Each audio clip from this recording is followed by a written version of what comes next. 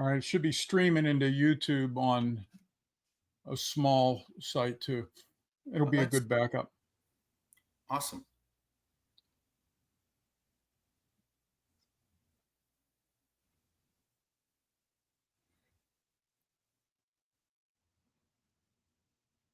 Did you do that? Do what? The slide? No, who said 4 minutes and 30 seconds to begin? I did not say that, That sounded like me. but I'm ready to Oh, you go. know what it was is it was my YouTube. Sorry. Oh,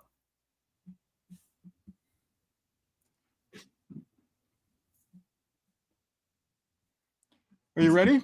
I am ready. Okay, I good. am.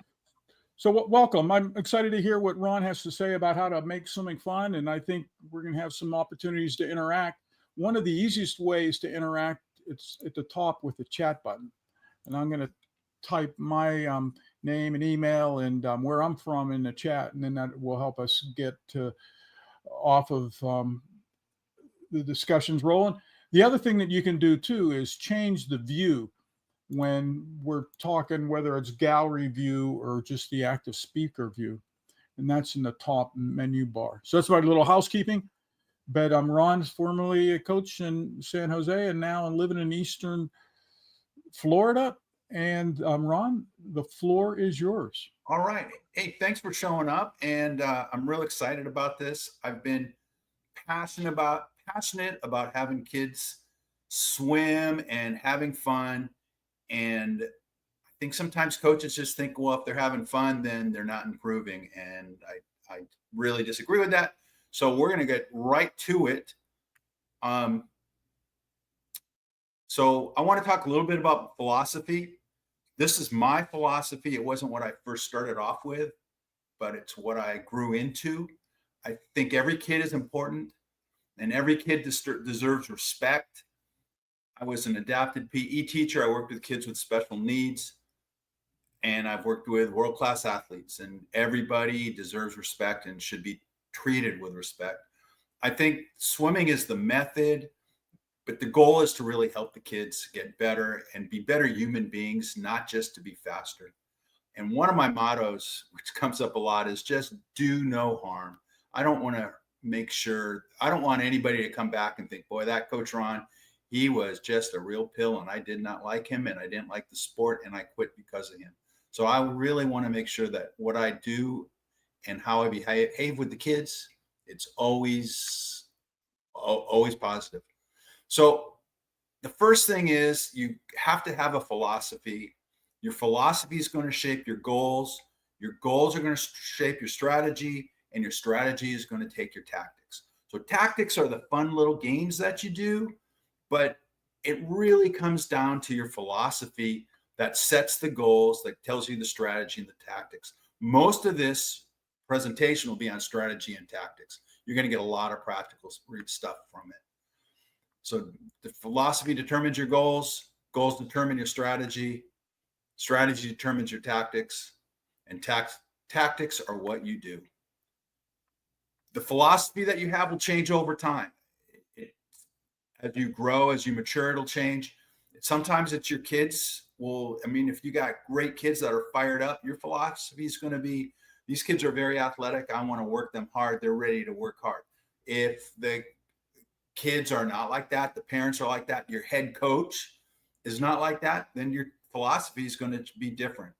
But you should have a philosophy and you should know what it is.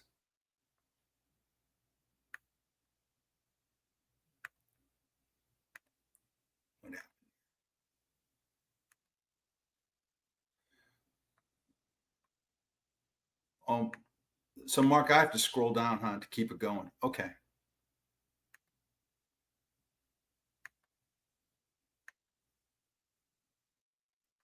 So, wait, let me go back here. Sorry about that. Okay, so setting goals, you want to have long, medium, short-term goals for yourself, for your group, and you want to have those goals also for your swimmers. And you want to discuss those goals so that they know what they are. And the goals will change over time. just like your philosophy will change. When I first started coaching, my goal was to get everybody into Far Westerns, which was the big race meet that everybody wanted to do. I wanted them all to get their qualifying times. I wanted them all to get super fast and go to the Olympics. It didn't happen. But I changed my goals and made them more appropriate. My goals for my groups are learn something every practice.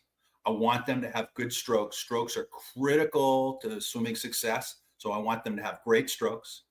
I want them to learn more than just swimming. It's not only about swimming fast or swimming well. It's about being a good person. It's about have sportsmanship and teamwork. It's about understanding their goals, how to deal with adversity. All that is really important. Swimming is the means, but it's not the method. And my overall goal was I wanted to keep them swimming through high school. A lot of time, I was a high school coach for a long time, and when the kids came out as a freshman, I really wanted them to swim for 4 years. College swimming, it's a whole nother thing. If they didn't have the talent or the drive, that was okay. But I did want them to keep swimming through high school, because then I knew they would like it, and I knew they would have a lifelong skill that they could do forever. So when I'm here, coaching strategies, these we're going to get into strategies and tactics. And these are things that I think go into your head as a coach. And then that goes down to the kids. So first thing, what not to do. Do not yell. Do not use sarcasm. Do not ignore the kids. Do not punish the kids, and do not threaten the kids. Punishing the kids, if it worked, all you would have to do is do it once and they'd never do it again. It doesn't work. If you threaten the kids, how can you have fun in practice if I'm yelling at John and Steve is there listening to me yell and threaten? It makes it really, really difficult to have a fun time why people are yelling. Do not do this. So part of strategy and having fun and getting those kids to really buy into your program is know your swimmers. Speak to every swimmer at least once, every practice by name. What is your name? So that you learn their names every practice by them. Find out more about them than just swimming. What are their outside interests? You may not have any idea what they're going through. Dealing with special ed kids, I learned that we do not know the stresses that these kids are under. I think that's a really important. Sometimes you think, oh, this kid's a horrible kid. They don't want to be here. Well, they might not be having lunch. They might be listening to their parents fight. You do not know. So have some compassion and understanding for the kids.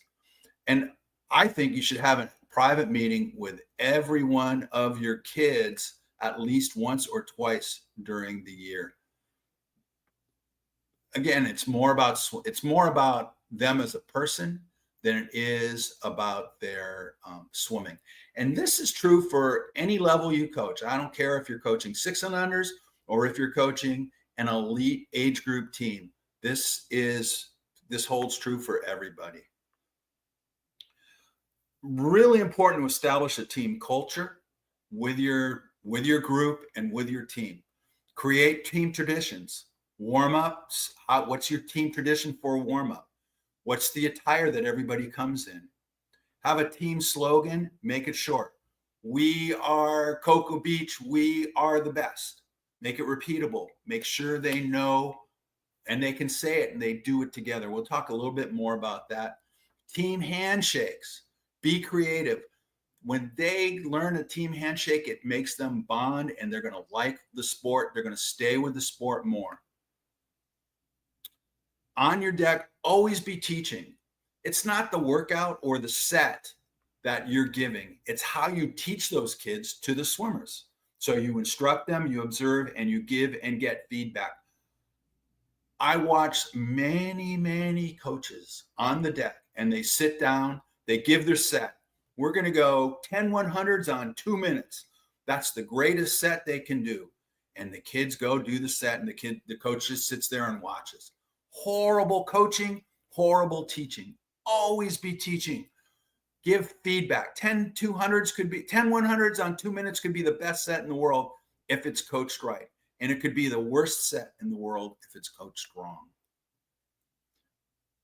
I think you have to consider yourself that you're an entertainer and not just a trainer. The kids have to be entertained. They have to know what's going on. They want to know what's going on. Your job is to educate, motivate, and excite them. I think of Bob Bowman working with all those Olympic athletes. You know, he is motivating and exciting them. Those kids, those Olympic athletes are working hard for him. It's not just because they have their own goals. It's because of his personality out there. I think coaches don't do enough dry land to work on building athletes. Dry lands are a great opportunity to build general athletic skills, strengthen mental skills, and create team bonds. Sometimes it's easier to do it on the dry land than it is in the water. I'd like to see coaches do dry land a little bit more. It's very important to coach the mental side. That's sportsmanship, teamwork, and goal setting, I think, are the big three. The kids have to be taught that, and they have to be encouraged to believe in it and work on it. It doesn't come naturally. And that's one of the best things about swimming is it's so good at teaching goal setting. And it's not just setting the goals, it's how do you achieve those goals? Are they measurable? How long do you have to get them? And what do you do if you fail? That's all. Life skills, very, very important. I think that for the swimmers, you really want to engage their brain. If their brains are engaged, they're going to have fun and they're going to stay with the sport. On that hypothetical set of 10 100s on 2 minutes, there's so many ways you could break it up. You could think about their times. Okay, I want you to descend 1 through 3. I want you to count your strokes each lap. Descend your strokes one by lap. I want you to think about your flip turns on the first 100. I want you to think about your streamlines on the second 100. I want you to think about your finish on the third 100. Getting their brains involved is going to make them have fun and stay with the sport. One of the things I like to look at that I got my ideas from is just different resources, and over my 50 years coaching experience, improv has got some great ideas on group bonding, getting your kids to come together. I look at all sorts of books. Business books are great. Looking at your peers, you're here learning about the set. Learning about how to have fun. That's a great thing. Other sports, I read books about soccer coaches. How are they successful? I look at that banana ball guy. What's he doing to keep his fans and players happy and making them grow? There's all sorts of ways that you can get resources. All right, now these strategies are probably more what you're typically thinking about how to have fun and things to do with the kids. So adding randomness to what they're doing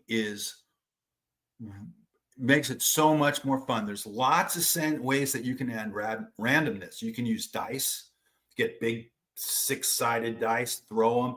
You can have cards, a deck of cards, 500 yard set on each deck of cards. Kids pull the 500 yards. You pull 6 cards, you got a 3,000 yard workout. That's what they're doing. There's apps that roll dice. So you can make it a 1 out of 2. You can make it a 1 out of 6. You can make a 1 out of 100 on these dice. Popsicle sticks are really good for just random. Have every kid's name on a popsicle stick, draw it out, and then have that kid do something fun or receive some bonus. And the Swim Coach Facebook group, there was a nice post about a big roulette wheel that they had made. Again, it's all about randomness. We like surprises, and by giving kids an opportunity to play a game like that, they think that they're in charge of what they're doing. And when you're in charge of what you're doing, you buy in more. Again, with randomness is surprise and anticipation. So add surprise and anticipation to your workouts. So surprise. Oh, look, today we brought donuts. I know back in the 70s, they loved the donuts. Oh, he brought donuts. I didn't tell him I was going to bring them. I just brought the donuts. It's kind of like when you find a 20 on the street. It's, oh, this is exciting. I'm very happy. Anticipation is there's two ways you can do it. You can say, I have something really big on Friday. Friday, you better want to be here because it's going to be the greatest thing in the world. And don't tell them what it is. And they're going, what is it? What's going on Friday? I can't tell you. It's top secret. Nobody knows. Or on the same thing, on Friday, we're going to have an Olympic swimmer come to practice and coaches Friday. So you want to be here Friday because there's an Olympic swimmer coming. So two different concepts, still getting the same thing. Kids buy in, they're excited, they want to come to practice. Use events to make your practice fun. Birthdays, holidays, random recognition days. Today's National Pizza Day, Talk Like a Pirate Day. You got to talk like a pirate throughout your whole workout. Scott Shea over at PASA does this amazing contest. I don't completely understand it, but he does all sorts of contests not related to swimming per se. Who can wear the goofiest hat to practice? Who can jump the highest? And he makes it a big deal, and they love it. Think about how you can make an event for your practice. What? Celebrate. Just have fun, wins, achievements. Sometimes, if you go to a meet and everybody swims the worst times of the world, the worst times of their life, everybody did it. Celebrate that. Make that a positive thing. Do the small things. The more you can celebrate, the more the kids are going to like swimming and stay with it. One of my mentors, Kevin Perry, was huge on team travel. If you're a swimmer, traveling is one of the best things you can do. Travel as a team, travel as a group. You can make it a goal. He had a set where you had to come. He had a big Hawaii trip, and you had to make. Might have been 100% of the practices, might have been 95. I don't remember, but it was a really hard goal. And if you didn't make the sets, you weren't going to go to Hawaii. And kids really, really, really work hard for that goal. I will tell you that in that group that he coached, for those athletes became their team captain at their university schools. And those university schools were Stanford. I don't think Berkeley, but Stanford is one of them, San Diego, Santa Barbara, and one other school. Leaders, they learned how to set goals. They learned how to work. If you're not traveling, you're making a big mistake.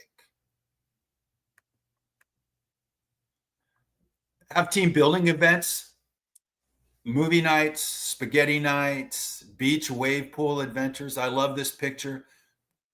Just plain goofy, but you got to build a team because that's what kids will remember. They're not going to remember their set. They're not even going to remember their times. They are going to remember the fun events that they did. Brain breaks. This is one of, I don't know why more coaches don't do this. When you're doing that set of 10 100s and you're focusing on the stroke and focusing on your time and you're focusing on your turns, you're focusing on that. It's hard work. Your brain is tired. Their brains are tired. They need a break. So after they do that set, that's hard, and their brain, I do something goofy. We do porpoise drill, which is where you dive down to the bottom, you push off, you come up, you dive down to the bottom, you push off. Thresh the shark drill, where you're swimming freestyle with your foot up out of the water and you're swimming winging side to side. You can be as creative as you want. Animal drill, they can be kangaroos, they can be snakes. You just come up with as many wacky ideas as they can. They're only going to do it for 50. They break it up, they have fun, gets their mind off it, they can come back. It's also physically, it's a great swim down set for them. Always end your practice on a high note. Do not no matter how bad things are, end on a high note. Make them want to come back. So give positive feedback to the kids. Give them everybody a high five. Do a team cheer. Give and get. I don't know if you know what give and get is. You talk to your you're in a group and you say, I want to give a compliment, and you say, Joey, I thought you did really well today. You pushed me, you made me work hard. Or maybe you're not feeling that so positive. You say, man, I'd love to get a comment, a get. And somebody says, well, Coach Ron, I thought that was a great practice. Those 10 100s on 2 minutes, you made them super, super fun. Always end on a high note. If you end on bad notes, the kids are not going to improve. They're not going to want to come back. Come on, here we go. What happened, Mark? Group bonding sets, again, in practice to give kids an opportunity to get to know each other and build teamwork. Social kick, I think a lot of coaches do that. Name relays, so you have, I always do this at the beginning of my beginning of the season for the high school season. We got 20 kids, they don't know each other. I put them into, say 20 kids, I put them into 4 groups of 5. They have to swim a 50, come back and know everybody's name in the relay. And then we combine them. Now they got 2 groups of 10. They have to learn everybody's name. They swim a relay. They have to go Joe, John, boom, boom, boom, boom. They have to go all around the group. Also, another great thing is to have them introduce each other. So I'm going to introduce Coach Mark and say, this is Coach Mark, and he lives in Pittsburgh. And so it also gives them an opportunity to learn how to speak in front of other people, which is great because swimming should be more than just swimming.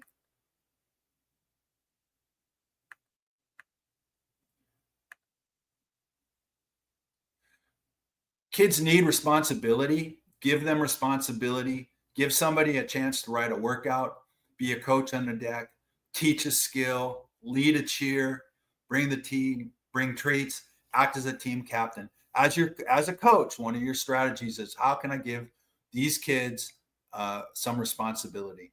It may just be drawing a card out of the deck. That's part of the randomness fun, but there's a lot more ways you can do it. So that's your strategy. Give kids responsibility. One of the things you can do is reframe the challenge. 2 personal examples on this. Run to see God. So when I coached in San Jose, there was a little hit. It wasn't little, it was a pretty big hill. In Florida now, it would have been a mountain. And we did dry land. We would go run up in the hills. Well, the kids did not like running, but I'd say, come on, we're going to go run and see God. And we would run up to the top, and it just became this joke. There was dumped couches. Oh, that's God's couch. There was a broken down truck in the middle of the field. Oh, that's God's car. And those kids now are not kids anymore. They're in their 50s, and they still remember the runs we did to see God. Another one is water push-ups versus kerplunks. This Mr. Nice Guy coach that I am now, I was not always so nice. I used to give push-ups, water push-ups, which is where you lift yourself up out of the deck and you're up there on the water. I used to give water push-ups when I was angry at the kids, and it was punishment. I thought water push-ups were great for them. I thought it built shoulder strength. I thought they would kick, they would work on some coordination stuff. But eventually I thought, I don't like punishing these kids, so I'm going to call them kerplunks. So what they would do is they would get up in the water push-up position, and I would say, Ker. As long as I could hold it, they're up. And then I would say plunk. And when I said plunk, they would drop down in the bottom of the pool. And then they'd come up, and we would do it again. Well, they hated the water push-ups. They would cry during the water push-ups. But kerplunks, can we do more of them? These are so fun. I just love doing kerplunks. Then there'd be days it was 32 degrees out there. It was freezing rain. And they'd be going, let's do kerplunks. And I made changes. I had hiccups. The hiccup was where you bent your elbows and you came back up. I did all sorts of wacky things. But just by reframing what they were doing made it fun. There's with equipment, there's just endless possibilities of what you can do. Noodles, kickboards, tennis balls, beach balls, rubber ducks, anything you can use just throws a little bit of variety. When I coached college, we would do this kickboard set. So I would tell a story, and we're going surfing. So they had to carry the kickboard over their head with an egg beater or with breaststroke kick across the pool. Then that was getting to the beach, and then they'd hold the kickboard and they'd have to paddle with one arm while they're holding a kickboard, and that was swimming out to the waves. And then then the waves would come and they'd have to be kicking and go underwater, just like you have to go underneath the water. And then finally they get to ride the wave, and they put the kickboard on the water, they put their feet on the kickboard, and they spin. They could do all sorts of things. They could do. It was just a little story. It was really fun.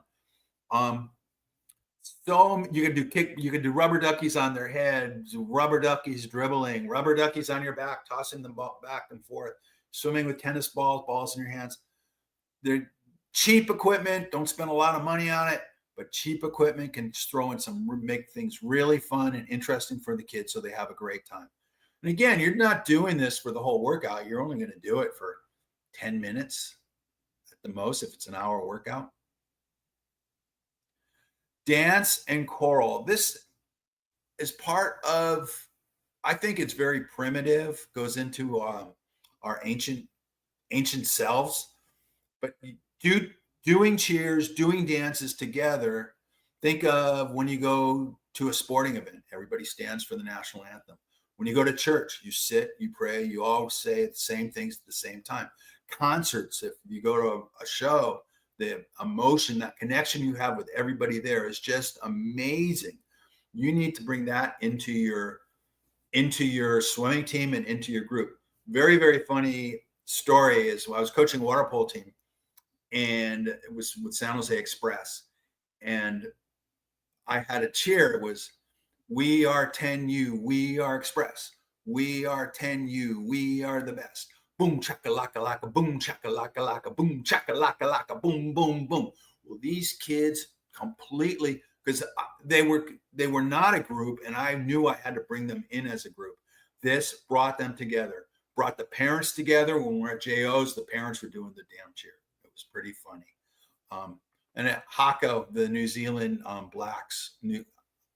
the New Zealand Black rugby team, that's the exact same thing. That's what they're doing. You can do gamified practice. This is really fun. You can have a ring toss game. Just get cones with those little pool rings. They swim a lap. If they make it, they do something else. If they miss it, they do something else. You can have throwing games. Have a ball, throw it at a wall, throw it at a target. You can set up a little basketball hoop. You can get a large tic-tac-toe game with the little things. You could have a relay. You set up the blue ones here, the red ones here. This team goes, they put one in, then they put one in, and whoever goes first gets first choice, And very fun, and makes it competitive, and it breaks things up. Kids love that stuff. It's not hard to do. Music is, I don't like music too much during the practice because I think it's distracting, and I want them focusing and concentrating on what's going on. But before practice, we are the champions, or before something special, a special event, you just get that, like graduation music coming through.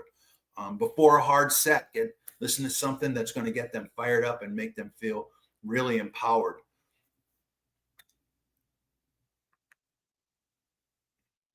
Again, I talked about this a little bit earlier, but give them control. Occasionally let them choose the workouts, let them choose their sets, let them choose their goals for what they want to do. Here's just some random tactics that go in with your strategy, and I didn't get to them in the strategies, and you can add some of these. Get goofy. I'm kind of a goofy guy, I guess. So I like making animal things, have jump contests, who can make the biggest splash, mix up your strokes. So freestyle with dolphin kick, breaststroke with butterfly arms, one arm backstroke with one-legged breaststroke kick, right arm breaststroke, left leg breaststroke, any combination that you can come up. And sometimes they don't work, and sometimes they do. And when they do, you got it. I saw a video pop up on my reel. They look like college kids, and they were doing side by side swimming. So they had their arms around each other, and then they were swimming butterfly and backstroke and breaststroke with just their arms. I do chains a lot. Chains are, you got, this is one guy, this guy's going to hold on to this guy's feet. Front guy swims, back guy is kicking. Well, then you can do 3. You can have the front guy swim, and then one person hold on to the right leg, one person hold on to the left leg. Well, then you can do 6. You can have one in front, 2 there, and then 3 back, and everybody's swimming with one arm and kicking and trying to go. And then you can have races where team A versus team B. Very fun. At Foothill College, one day I had about 30 kids in the team, and we made a chain 30 long, and we swam. Took all the lanyards out in the pool, and we just did the whole thing. I loved it. Synchro contests, you can work together. You develop a little synchronized routine. Somersault, roll, tub, work together. They work together, develop a little team. Takes 10 minutes. It's very fun for them to do. Having different sculling drills. Sculling can be very challenging and completely different. So most people skull with their hands in front, but you can also skull with your hands down by your hips. You can skull on your back with your feet first, hands underneath your butt. And then weird relays. You can do all sorts of weird relays. You got to be creative. I think that's part of what makes it fun, is for the kids, that makes them want to come back, is when you're creative. And there's 7 more. So you can do jumping contests. I think jumping contests are really good, because my experience with kids these days is they can't really jump, which is why they don't really dive very well. So have them jump and practice jumping. And jumping's a lot less stressful than diving over a noodle or diving for distance. And if you can't jump, you're not going to be able to dive. So practice jumping. Hero swim is when I pick one swimmer and they are the hero. And if they achieve a certain time, the group gets something. It might be cookies. It might be no more hard sets for the day. It might be a super hard set. I will say, whenever I give them an opportunity to not do a hard set, it was scheduled. If they were going to do that hard set, I made sure they had that hard set to do, and that was part of it. But I did give them maybe the illusion that they were successful. I usually picked a time that I knew the kid could make, and sometimes I'd have 2 or 3 hero swims. They loved it. Fastest gun in the West is one of my favorite drills for learning streamlines. So you stand in the shallow end and you say ready, set, go, and you streamline. And then the next one is you say ready, set, go, and you jump and streamline. And then the next one is you say ready, set, go, and you jump and spin 360 and streamline. And then the next one is you say ready, set, go, and you somersault, push off the bottom, streamline, spin, and they can compete against me on the deck, and then you break them up into groups and they can compete against each other. Grunions, I don't know. I've been doing grunions for a long time. I think this is mostly for my entertainment. So they do a handstand, and when they're in a handstand, they wiggle their feet, try to get them all together. Absolutely hysterical. It's a nice little brain break. It's just ridiculous. I told you about surfing safari. I gave you some ideas about animal drills they can do. So now you have a host of tactics and strategies that will improve your practices and keep the kids involved in improving. And I'd like you to ask yourself, what are your coaching philosophies? What's your goals? How can you use these strategies over the course of your season? And I'd like to thank you. This is my personal email. You may contact me here. I have a website, coachronusher.com. The website's it's not very active. I hope to get it more active. and I'd love to hear from you. And Mark, and that's my presentation. Thank you very, very much. I appreciate it. That's great. I wanted to share one or two little things if I could. Yeah. We say about donuts. Do not worry, be happy. And you had the otter quote too. All right, we're here at the Saturday Swim School, and we're going to do a donut dive. We have 2 demonstrators, maybe a third is coming, and we're going to dive off the side of the pool into the water. The donut in this case is a small floaty that's used in the lane line beads. We place it between the chin and the chest, and it has to stay there. Violet, give it a whirl. Too often the swimmers have their head up on the dive, and that stops the streamline. We want the eyes looking at the belly. Bend, bend, bend. I think you did. Yeah! Oops. Yeah, that's my little donuts lecture. You know, I love it. What I would do is I would tell them the story about a rabbit, and they had a carrot, and they had to hold the carrot underneath their chin, but I never actually had a physical thing that they held underneath here. And then the rest of the story with the rabbit was they'd go through a hole, and then they'd have to come up through the hole up here. But I love that little physical donut that looked pretty comfortable too. Yeah, I tried it with a tennis ball, but I didn't think those worked very well. Yeah, it's one of those pieces of a lane lines, right? Yeah. You know, when a lane line breaks. Yeah. So, you know, I have a whole bucket full of those. I'm sure. I'm gonna bring donuts to practice tomorrow. Kids will go, oh yeah. Oh, I'm sure no. you do. Yeah, so that's good. Well, I think you covered a lot of great areas, and I agree with you 100% that it shouldn't be a punishment to do work or to do butterfly. You know, I hated to see it. You know, you're late. Yeah, you know, so no, it's being a swimmer and exercising has to be the reward.